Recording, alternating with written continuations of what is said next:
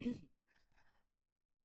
আজকে আমাদের যে আলোচ্য টপিক সেটা হচ্ছে যে তোমার যে আমরা উৎপাদের শতকরা পরিমাণ সেইটা নির্ণয় করব। একটা যৌগ থেকে উৎপাদের শতকরা পরিমাণ কিভাবে কাউন্ট করে সেইটা আমরা নির্ণয় করব। এখন উৎপাদের শতকরা পরিমাণ জিনিসটা কি আসলে?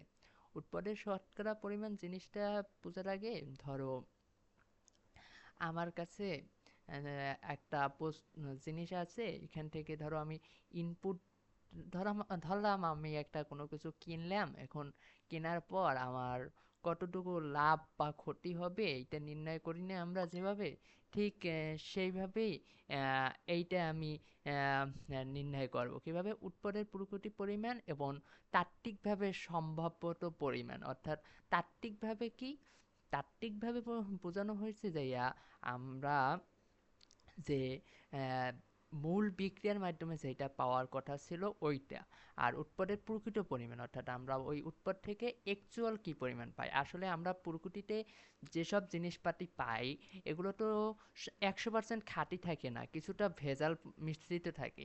এই কারণে হয় কি, এই কারণে আমার উৎপাদটা যেই পরিমাণ হওয়ার কথা ওই পরিমাণ আমরা পাই না, ঠিক আছে? তার মানে এই ভেজালের কারণে আমার কাঙ্ক্ষিত উৎপাদের পরিমাণ কিছু হ্রাস পায়। তো এই হ্রাসের কারণে আসলে উৎপাদের শতকরা পরিমাণটা কত হয় সেটা আমরা কাউন্ট করি। তো আমরা কিভাবে উৎপাদের শতকরা পরিমাণ কাউন্ট করতে পারি, মূল সূত্রটা হচ্ছে এইটা আছে, শতকরা পরিমাণ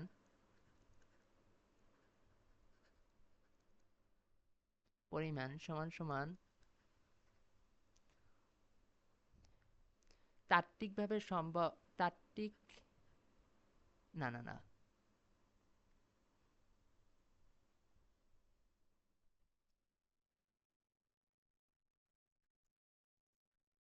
উৎপাদের প্রকৃত পরিমাণ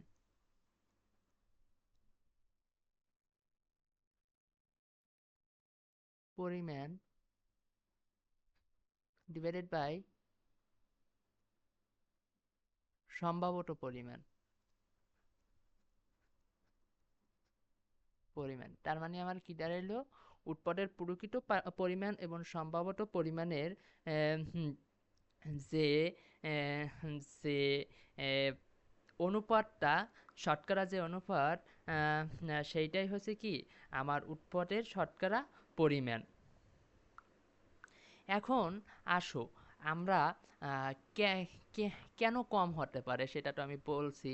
যখন বিক্রিয়াটা সম্পূর্ণ হয় নাই এই কারণে আমার কি উৎপাদের প্রকৃত পরিমাণটা কম হয়ে যেতে পারে। তারপর আমরা যে আম, আমাদের অনেক সময় ভেজাল মিশ্রিত থাকে, এইসব কারণে প্রয়োজনীয়তা পরীক্ষাগারে বিক্রিয়ার কার্যকারিতা বোঝা যায়, শিল্পে উৎপাদনের সঠিক পরিমাণ নির্ণয় করতে পারি, উৎপাদের পরিকল্পনা সহায়তা সম্পর্কে জানতে পারি।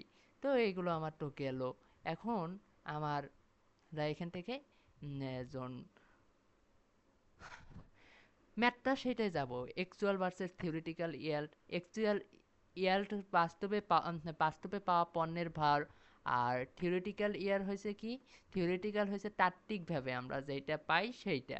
এখন দেখো এইখানে যেন আমার প্রথম কোশ্চেনটা বলা আছে যে আহ, একটা বিক্রিয়ায় 12 গ্রাম পানি পাওয়া আশা করা হলো। তার মানে এইখানে কি তোমার 12 গ্রাম পানি পাওয়ার আশা করছে কিন্তু 9 গ্রাম পানি পাওয়া গেল, তাহলে এখানে আহ, আমি আশা করছি 12 গ্রাম, তাহলে এইটা কি হইবে আমার, এইটা হয়েছে যাই থিওরিটিক্যাল,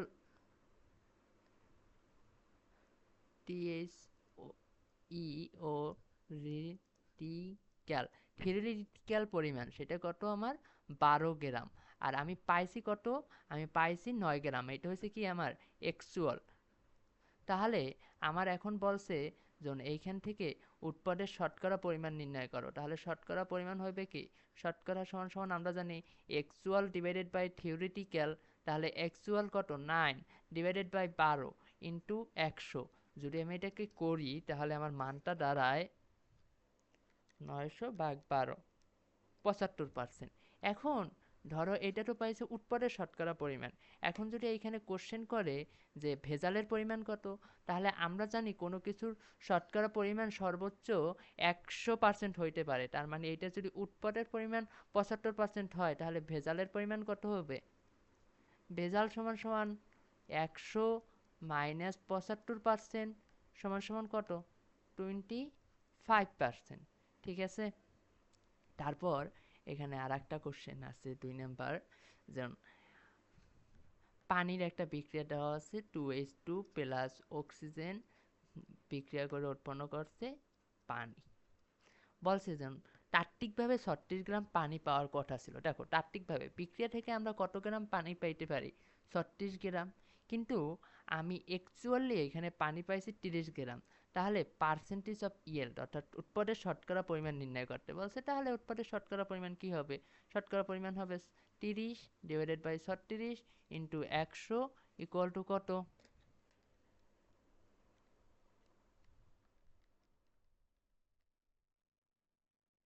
83.33%। 83.33%। তাহলে এখানে ভেজালের পরিমাণ কেউ যদি বলে তাহলে তো আমি ওই 100 থেকে বিয়োগ করলেই আমি ভেজালের পরিমাণটা আমি বের করতে পারবো। তারপর এখানে বলছে যে 50 গ্রাম ক্যালসিয়াম কার্বনেট উত্তপ্ত করে 20 গ্রাম কার্বন ডাইঅক্সাইড পাওয়া গেছে। তাত্ত্বিকভাবে 22 গ্রাম ক্যালসিয়াম কার্বনেট পাওয়ার কথা ছিল। এখন দেখো আমরা 50 গ্রাম, ধরো আমরা এটা বিক্রিয়ার মাধ্যমে আগে একটু বোঝার চেষ্টা করি। ক্যালসিয়াম কার্বনেটকে যদি calcium carbon calcium oxide plus carbon dioxide 100 gram, এইখানে হয় কত? 56 গ্রাম, আর এখানে হয় 44 গ্রাম। তার মানে 100 গ্রাম ক্যালসিয়াম কার্বনেট থেকে আমরা থিওরিটিক্যাল ভাবে পাই 44 গ্রাম। তার মানে 50 গ্রাম থেকে আমার পাওয়ার কথা কত? 50 গ্রাম থেকে পাওয়ার কথা আমার কত? 22 গ্রাম। তার মানে এইটা সঠিক দেওয়া আছে, কিন্তু আমি পাইছি 20 গ্রাম। তাহলে আমার এখানে যে এটা শতকরা পরিমাণ সেটা বের করতে হবে। তাহলে শতকরা পরিমাণ কত হইবে? শতকরা পরিমাণ সমান সমান হইবে বাস্তবে যেটা পাইছি কত? 20, আর থিওরিটিক্যাল কত? 22 ইন্টু 100% সমান সমান কত? সমান সমান আমি এখান থেকে পাইতে আছি যে 20 গুণ 100 ভাগ 22, 90.9। এখন যদি এখানে ভেজালের পরিমাণ বের করতে পারি তাহলে 100 থেকে বিয়োগ দেব। ঠিক আছে? তারপর লাস্ট কোশ্চেন, লাস্ট দুইটা কোশ্চেন আমাদের। একটি বিক্রিয়ার থিওরিটিক্যাল ইয়েল্ড 18 গ্রাম, এটা আর করাবো কি? তারপরে এখানে বলছে যেমন মানে একটা লোহার বিক্রিয়া দেওয়া আছে 50 গ্রাম ফেরিক থেকে তাত্ত্বিকভাবে 39 গ্রাম ফেরিক পাওয়া যায়। যদি বাস্তবে 31 গ্রাম ফেরিক পাওয়া যায় তাহলে পার্সেন্টেজ অফ ইয়েল কত? এটাও একেবারে সহজ, শুধু কি করতে হবে আমার? 31/39 ইন্টু 100% করতে হবে, জাস্ট এই। তার মানে আমরা কোনো কিছুর আমরা এখান থেকে উৎপাদের শতকরা পরিমাণটা কিভাবে বের করব? উৎপাদের শতকরা পরিমাণটা আমি জাস্ট এইভাবেই বের করব। আমার থিওরিটিক্যাল ইয়েল্ড মানে হয়েছে যে আমরা বিক্রিয়া থেকে কাঙ্ক্ষিত যে উৎপাদের পরিমাণটা, এবং আমরা ম্যাথমেটিক্যালি বাস্তবে যে পরিমাণ উৎপাদটা পাই সেই উৎপাদের অনুপাতের শতকরা পরিমাণটি কি বলে? কি উৎপাদের শতকরা পরিমাণ। ঠিক আছে? তাহলে আজকে আমাদের এই পর্যন্তই থাকলো এই লেকচারটা। আমাদের এখন আর এই চ্যাপ্টারের উপর এক সর্বোচ্চ হইলে 2টা লেকচার আসবে।